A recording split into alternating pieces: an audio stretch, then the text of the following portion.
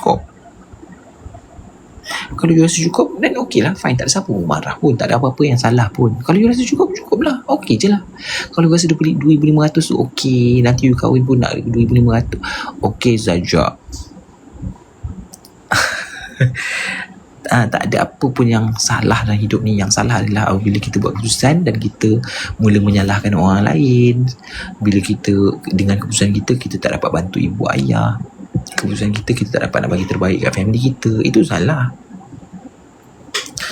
Tapi okey lah. Tapi untuk kalau tanya Abang Makno lah, okey, saya cuba bayangkan you umur 25 tahun, lelaki, ada motor sebiji, kerja 8-5, Sabtu Ahad cuti. Okey, lepas tu apa lagi?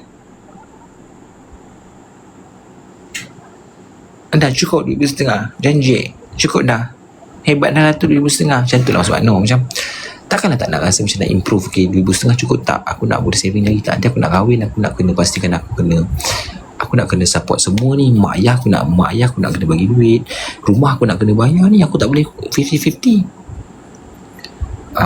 Faham tak? Takkan tak ada, aku nak kena ada saving nanti.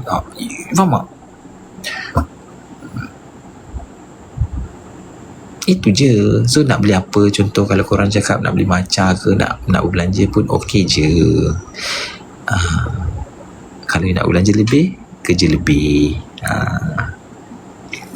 Kalau terlalu saving pula, macam mana nak reward diri bagi rasa bersih. Terpulang adik. Kalau fresh grad patut buat side income apa? I don't know. Side income ni adalah something yang you buat dan you happy doing so. Dia tak boleh benda yang kau tak happy. Kalau boleh buat benda yang bukan melibatkan fizikal sangat, affiliate ke, data entry ke, boleh buat kat rumah. Assalamualaikum. Waalaikumsalam. Salah ke banyak komitmen masa muda, tapi bila dah berusia komitmen